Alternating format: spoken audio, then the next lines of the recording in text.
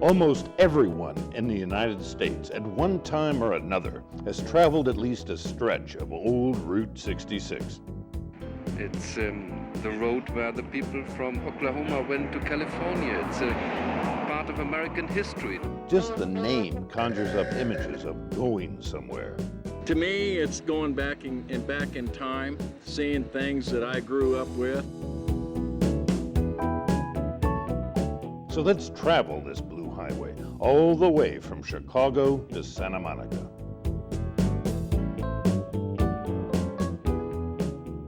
Hello, and welcome to Blue Highways TV, Cruising Route 66. We're exploring perhaps the quintessential blue highway, the one many call the Mother Road. Route 66 is the perfect example of a once proud thoroughfare that has been relegated to secondary status by the four-lane super-slab interstates. But instead of falling into obscurity, blue highways soldier on, just like Route 66 has, as it skirts the southeast corner of Kansas on its way from Chicago to Santa Monica. Leaving Galena, Route 66 makes its way across the Spring River into the quaint town of Riverton. If you're hungry, why not try Eisler Brothers' store for a handcrafted sandwich that would make Dagwood green with envy? And for dessert, there's plenty of real conversation from the fiercely proud Kansas people who cherish their stretch of 66. Out here in Kansas, it's much easier to find remnants of the old road. The highway shields are now painted right on the pavement. It's a sure way to know exactly what highway you're on. Dead ahead lies the historic town of Baxter Springs. Route 66 plows right through the first cow town in Kansas, which was located at the end of the famed Shawnee Trail. This is where, on a quiet May afternoon in 1876, Jesse James and Cole Younger calmly wandered into the local bank. They pulled their guns and withdrew almost $3,000, then jumped on the waiting horses and made a dash into Indian territory. Their route paralleled the Mother Road as it streaks out of Kansas and into Oklahoma.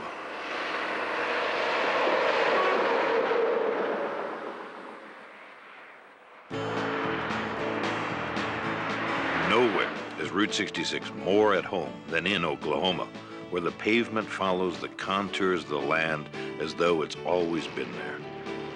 4 miles south of the Kansas border, the first town on US 66 is Quapaw, a mining settlement named after a tribe that moved to Indian Territory in 1833. Then comes Commerce, another old mining town that is best remembered as the boyhood home of Yankee slugger Mickey Mantle, and where locals named the route Mickey Mantle Boulevard.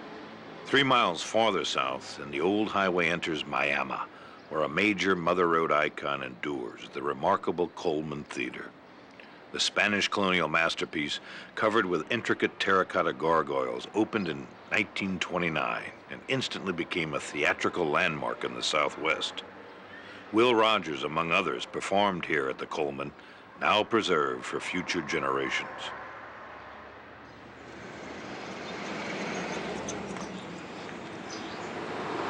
Near Miami and the town of Afton are good examples of the one-lane route, complete with curbs.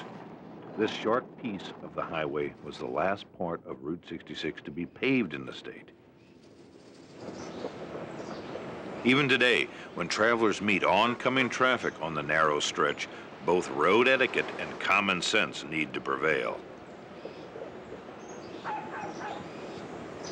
As the old highway moves farther southwest into Oklahoma, it serves other staunch highway towns, Veneta, White Oak, Chelsea, and Bushy Head, before reaching Foyle, a farming hamlet that was home to a part Cherokee farm boy, Andrew Hartley Payne, the winner of C.C. Pyle's International Transcontinental Foot Race. Staged in 1928, this race became known as the Bunyan Derby and helped put the name Route 66 on the map.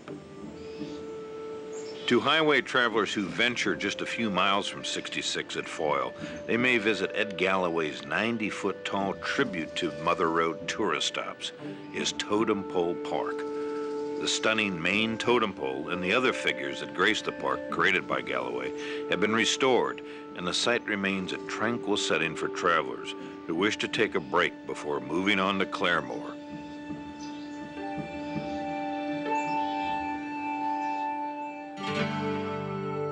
We're in Claremore, Oklahoma, a very important Route 66 town for many reasons. This is where Patti Page was from, the great warbler. This was the home of Lynn Riggs, the poet and playwright whose Green Grow the Lilacs spawned the great Broadway hit Oklahoma, Rodgers and Hammerstein. And here we are at Will Rogers Memorial. This is where Will, America's great humorist, is resting forever since his death in 1935 at Barrow, Alaska with Wiley Post. On these 20 acres at the Will Rogers Memorial, just a mile off Route 66. Rogers loved this country, and his name even became synonymous with the fabled road. Sometimes it's called the Will Rogers Highway. Just west of Claremore, on the Will Rogers Highway, there is a once popular tourist spot that still garners its share of attention.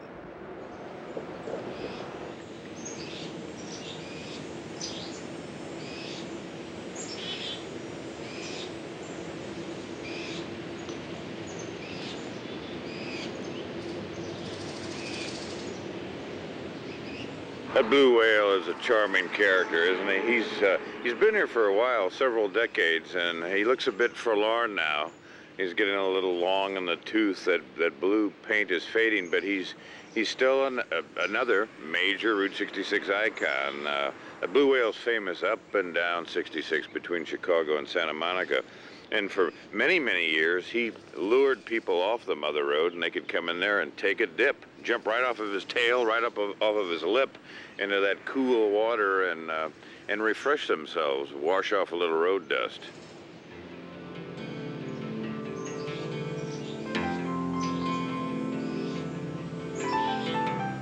The same people owned a zoo of sorts right next door. The Ark, the animal reptile kingdom, and they had snakes and alligators and all sorts of critters to look at. They were careful not to mingle those collections with the bathers, however. But it's our hope that maybe this will come back to life, and I think it will. I think you're going to see that pond water cleaned up a bit and dredged, and I think you're going to see a new coat of paint and some new life added to that whale, and maybe the luster will return. I hope so. The luster has already returned to another Mother Road landmark. It's perched on a gentle rise, just across the highway from the blue whale. Well, of course, the trading post has always been an important ingredient in the great American West in the scheme of things. It was the store. It was the place that native people came in and actually traded, swapped things they made, crafts and art and items and icons and so forth, and images, and walked away with everything from coffee to blankets and victuals and so forth. Well, we don't quite do that here today, but what these good turistas are doing, these tourists, these road travelers, they're exchanging currency and plastic and walking away with treasures that have also been crafted by native people. To me, this is the quintessential Renaissance business on Route 66 on the Mother Road. This is a business that's been brought back to life with all of this resurgence of interest in traveling the old road. And to me, and to many road warriors, it's become kind of a sacred temple that represents all of that. Don't go looking for the Arrowwood trading post on Old 66 today. Like so many other businesses along our blue highways, its owners have moved on and new ones have taken over. We'll give you an update in a future show. Now, when we come back, a trip along Route 66 in Oklahoma and a darn good meal at Pop Hicks.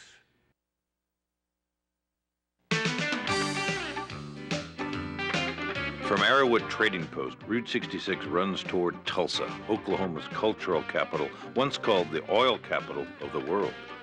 And then west again through 100 miles of old Indian territory. In Oklahoma City, the east and west collide on Route 66. This is the crossroads of America's Main Street, where, through the years, tourists, migrants, and so many others have funneled into the Mother Road.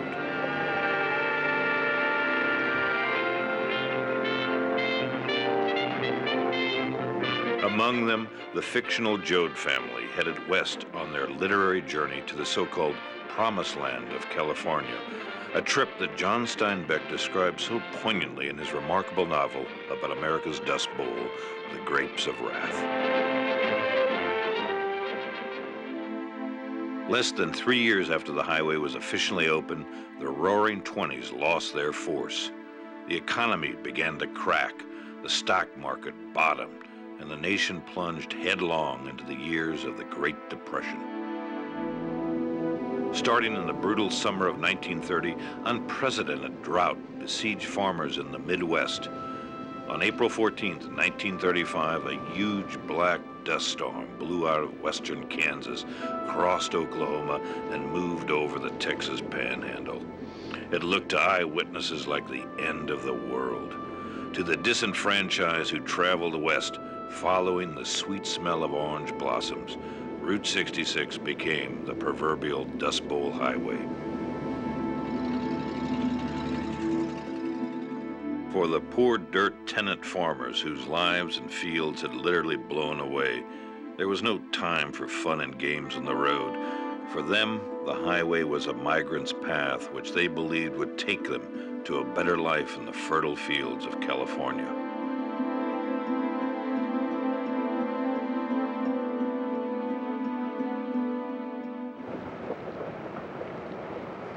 Cruising on west out of Oklahoma City, the old highway still skirts Lake Overholser on its way toward Yukon, and further west, El Reno.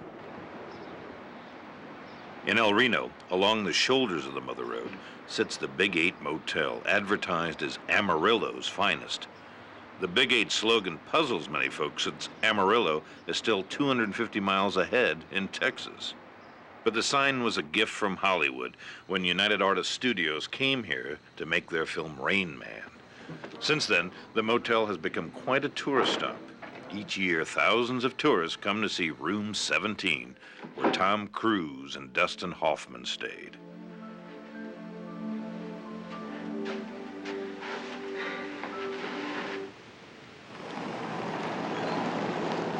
Past El Reno, the old highway heads toward the gently rolling farmlands of western Oklahoma.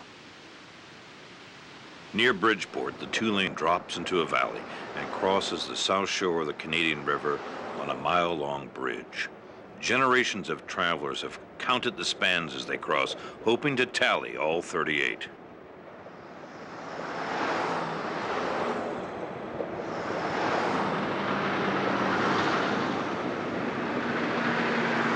Here, as is the case elsewhere on Route 66, especially in the rural areas of New Mexico, crosses festooned with plastic blooms stand in silent tribute of those who perished in accidents on the highway.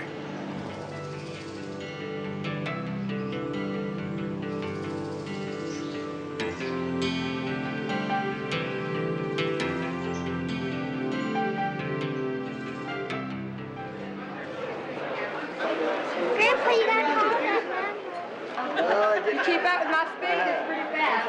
Everybody all set there? Well, I've been opposing for 30 minutes. I was going to say.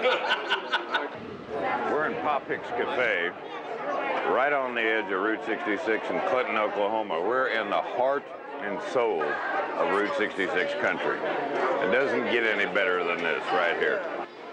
It's because of the gang that makes up the cooks and the waitresses and the bus people that are here. They're unlike any others. So there really is another one. They can't franchise Pop Hicks. You can't bottle Pop Hicks. You understand? So there's only one. What'd you say? 35? We don't take care now. Enjoy having you. Santa Maria up the coast. Oh, that's gorgeous, yeah. Have you ever been to St. Louis, Missouri? Have you ever been to St. Louis, Missouri? What they do have in common here at Pop Hicks with some of the other greasy spoons and cafes and places where they dispense soup and chili and burgers down the road is they have people here who know how to have conversation with you, who come up to the table and look you in the eye and say, "Hi, honey, how about some more coffee?" Or "Where are you going?" Or "Where are you coming from?" And there's none of this, "Oh, I hope you have a nice day. You know, I'm Bart and I'll be your waiter today." We know this woman's the waitress, but she's got a coffee pot welded to her fist. There's no question about it, you see. Is there a special on Wednesday nights? No. So then it goes back again to where you don't notice it, right? You're prettier than ever. Well, thank you. Oh, thank you. So that's what goes on in Pop Hicks. That's what it's all about. As I've often said, I can't imagine the world without this Pop Hicks. Yes, this is the way I treat my health. Like the Airwood Trading Post near Catoosa, Oklahoma, Pop Hicks in the western part of the state is no longer around. It burned to the ground on August 2nd, 1999. But nearby, here at the Oklahoma Route 66 Museum in Clinton, the determined road warrior can still see and feel what that famous cafe was really like. The only things missing? The friendly waitresses and informative conversation. Next up, we'll try to wrangle a 72-ounce steak at the Big Texan when Blue Highways TV continues. We continue west now along Route 66 in western Oklahoma on our way to California. West of Clinton, the highway starts a gentle southwest descent through lands studded with yucca and prickly pear, past Chanute, Elk City, Sayre, and Texola as it races on toward the Texas Panhandle.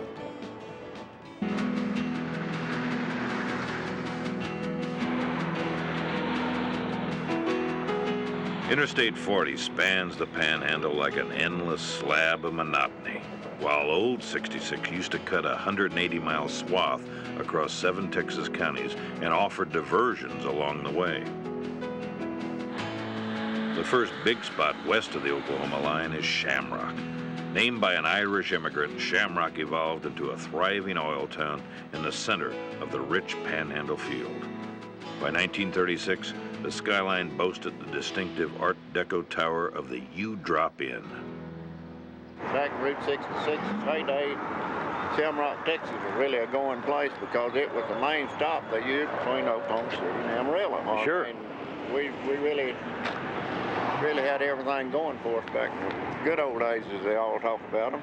Well, and I think those good old days are going to come back here to Shamrock. I know you've got plans now to put up more signs. You're talking about creating an Etzel graveyard. And, yeah, we've got an Etzel graveyard in the makings, and across the street over here we're going to put in a cable tool drilling rig, which is part of our past, and then on down the street we're going to have we're going to name it the Good Old Days Park. We have the Route 66 original dirt moving equipment we're going to have down there, and our old original jailhouse from Shamrock, and old farm equipment and fire trucks back in the 30s and 40s, and it's still a good tourist town. Well, I mean, and we get a lot of tourists from all over the world here.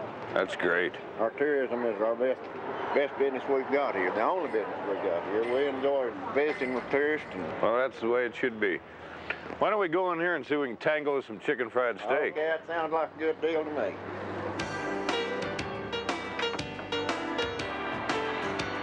Make Shamrock, Texas a must-stop on your tour of the Mother Road as you journey across the Panhandle.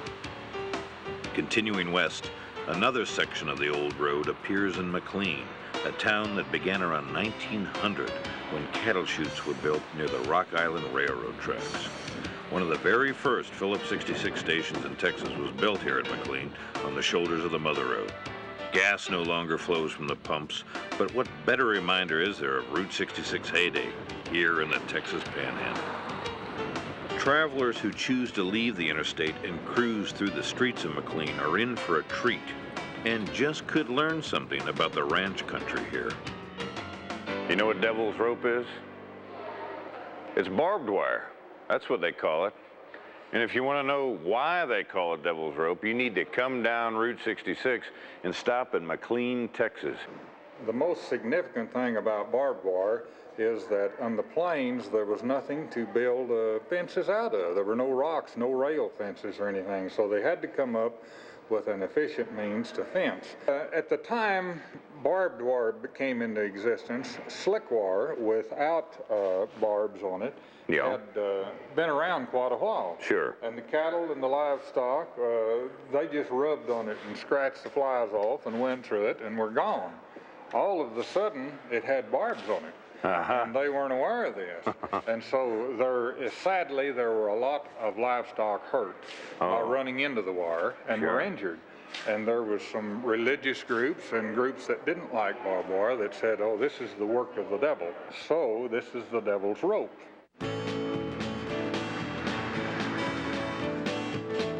Traveling on west across the flat Texas Panhandle, the first real city the westbound traveler encounters is Amarillo.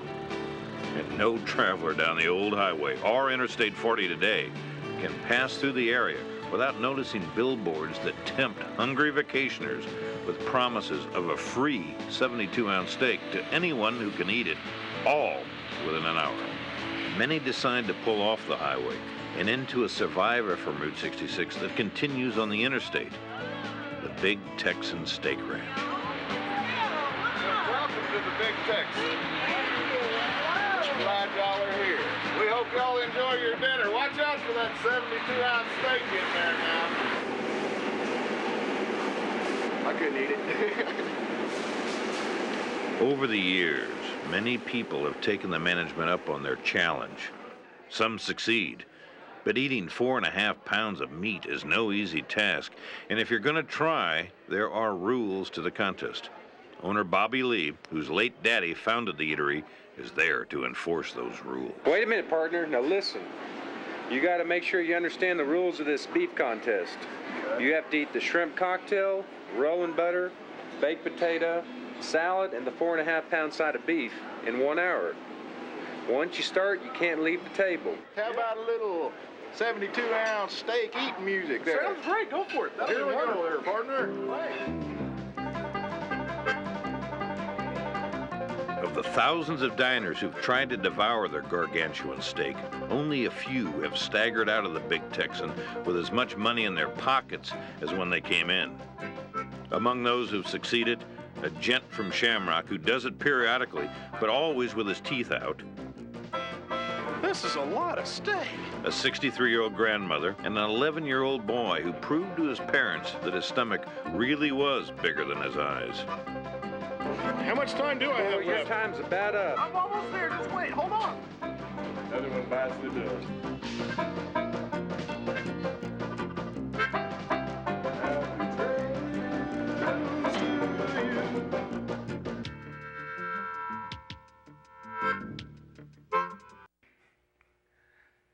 I know how he feels.